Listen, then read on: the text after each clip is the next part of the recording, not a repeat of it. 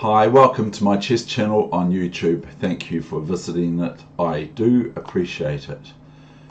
Here is a picture just near Oamaru in the east coast of the South Island, New Zealand. This is a picture that I took with my wee digital camera. It's hiding down there, but it's a wee Samsung digital camera. So I still like to use a digital camera anyway. And I'm doing chess, of course, and also, so I took this right down on, I set my camera down on a stone and kept very still while I took this photo. So I just took it randomly. I didn't pick any particular stone there I like better than the other. Anyway, that's not what we're doing here. We're doing chess, but I love photography. Here I would like to introduce to you a place in Miller's Flat, which is Fagan's Cafe Store.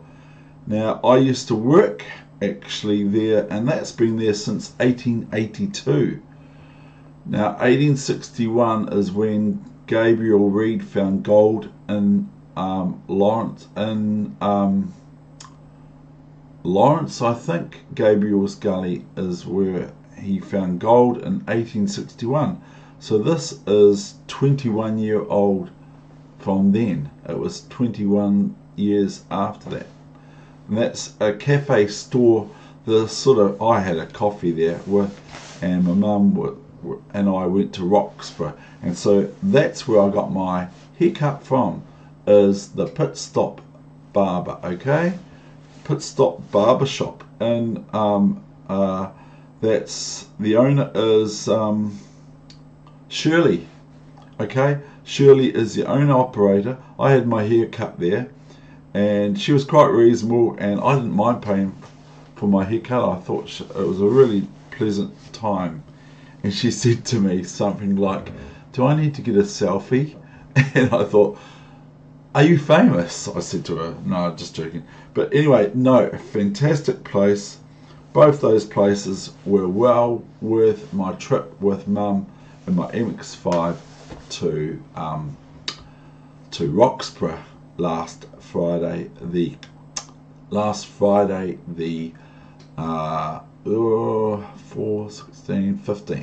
15th of June. Anyway, let's go on with the chess. But it is a Saturday, so I like to do a little bit of rambling. You know, everyone who knows me knows I like to do a bit of rambling. Now, this 5-minute game was played between Sweden as white and myself as black.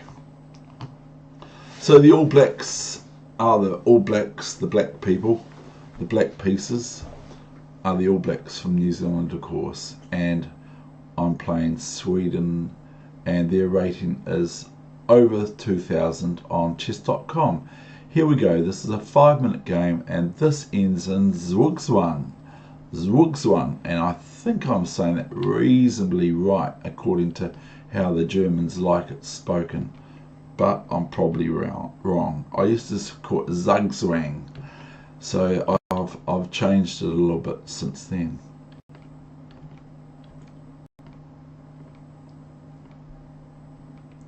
Now, the beauty about chess is it's filled with some mistakes, and I will ask you if you can find what my opponent missed.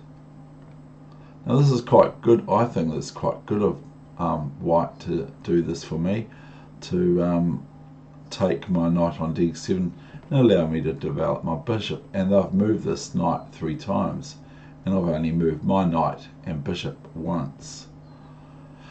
So here we got f3, which prevents me throwing my knight into e4, which everyone knows I like doing. So I play knight h5. Now this is probably naughty, because I'm not really developed yet. e4.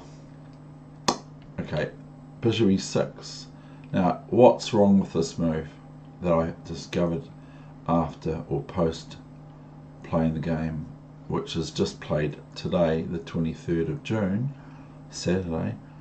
What's wrong with this move is not e5, but this.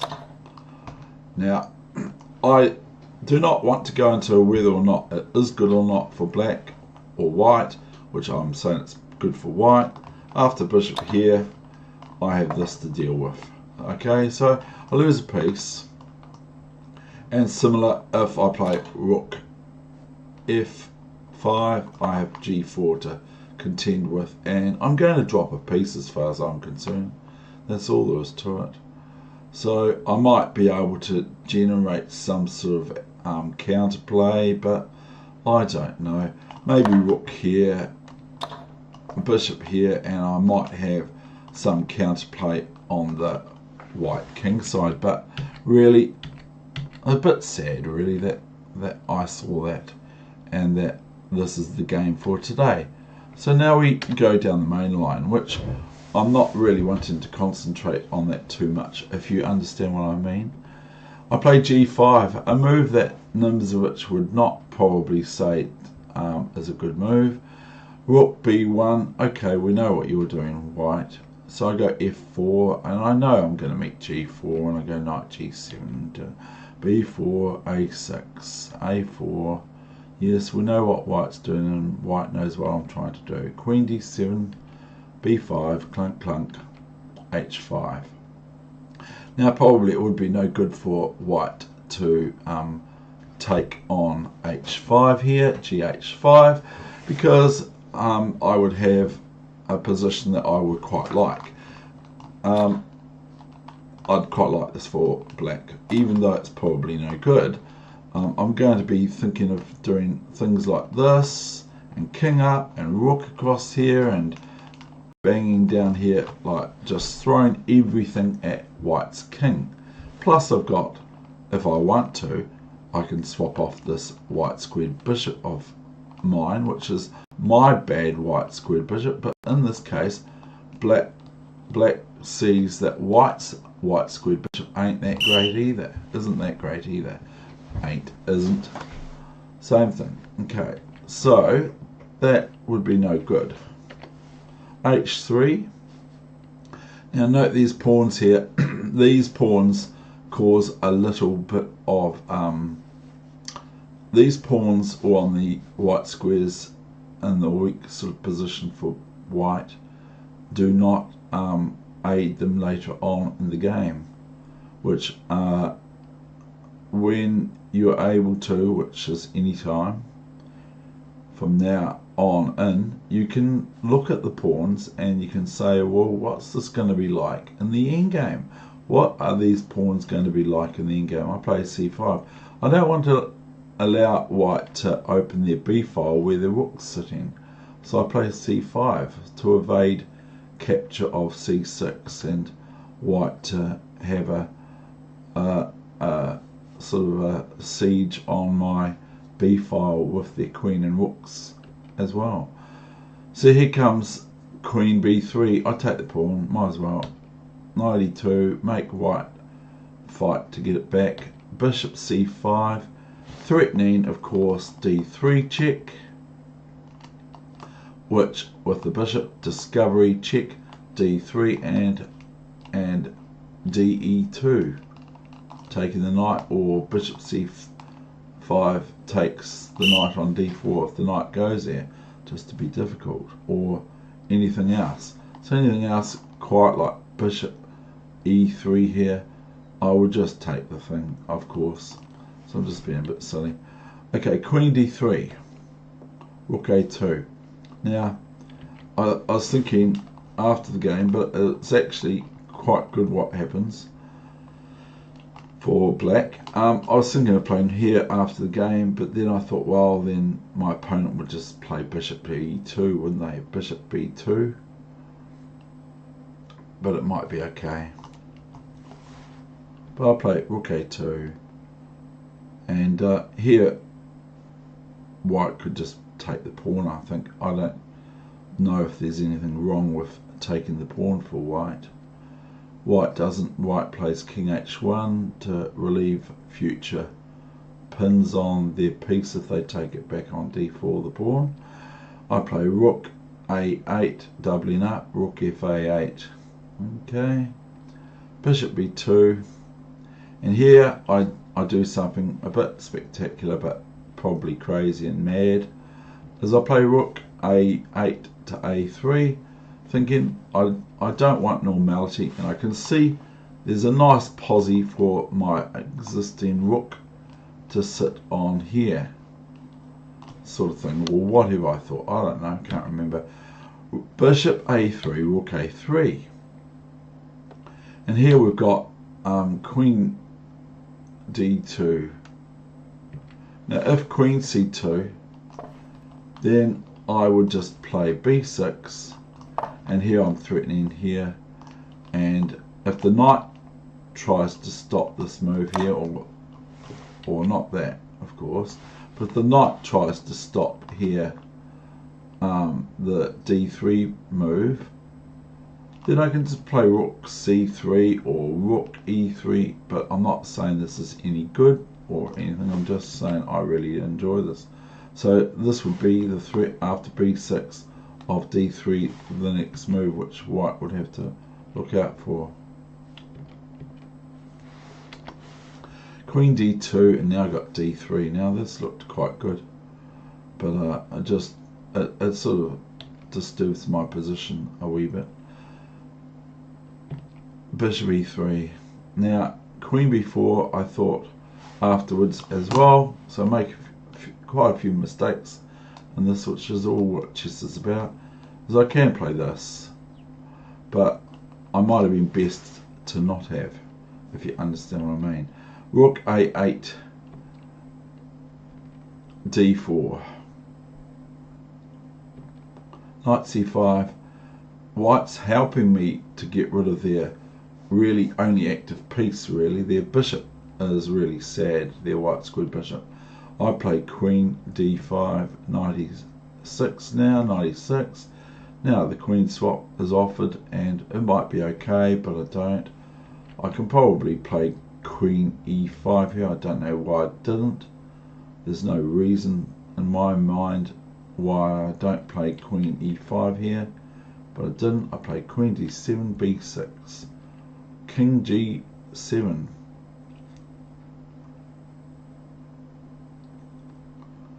Now this is getting off the white squares, because that white has got a white squared bishop, but the bishop's nowhere to be seen at the moment. Rook c8, which means that black will not have to face white playing rook c1 in a great hurry, because I have a bishop as well as my rook looming down there on c1. So rook a7, and I go knight c5, which is quite a nice weak position for the knight, if I may say so myself. Queen b1, queen e7, just now wanting to take that e5 pawn, which some people would say, well, there's no rush to take it because it looks like it's going to be taken one day. And look at this pawn, you know. So just, like, I'm watching this pawn, and queen f5 happens to defend the pawn, and I just go rook f8. So now the queen has to go all the way back somewhere, like c2, and I just take the pawn, and I've got this knight is beautifully defending my b7 important pawn from white's capture. Rook c1, and I can now go get my material back with bishop c1, but play d3, queen c3, and this is more or less forcing a queen swap, I suppose, or something to that effect. I don't know, it doesn't seem to be. Anyway, I play queen c3 and rook c3, and then I play d2, which forces the next move, rook a1, because I'm threatening d1 queen, and the rook cannot on c3 cannot defend the promotion of my queen on d1, or my promotion of my pawn. Now here I could just more or less sit. I could even play something like this, depends how I feel. I can even play this. So this is quite a good endgame. So bishop d4. So alright. Bishop d4, rook c5. And now I take this rook here. If I take the other rook, then I noticed that I have some difficulty with the rook d5 move. So I took this rook here. Rook d1, and then I just now I have got more or less a Zugzwang position. Now white just looks on here, especially after one move, this one. Once I play h4, it's sort of the whole position is locked down, and the rest is history. But I'm going to show you it. It is a Saturday. I'll just show you how I finished this game off.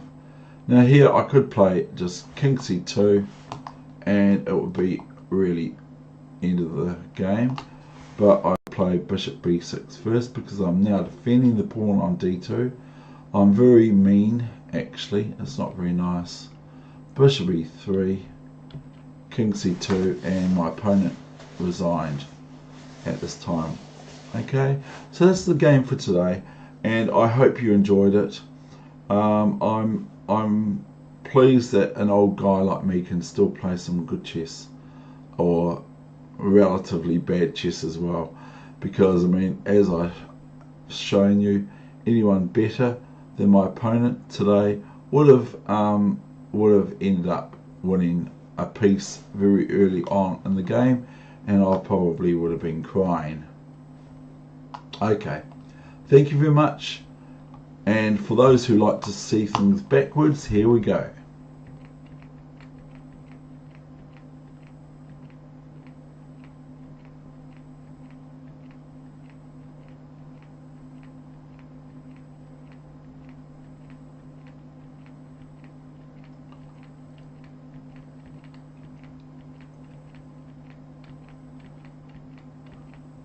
Because it's good for your brain, I reckon. I don't know if it is, but it seems good. I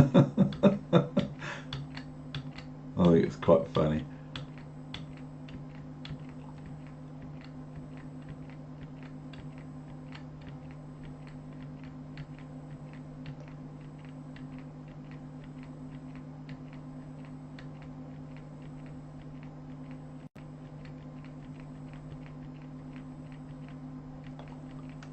And this is where it all began.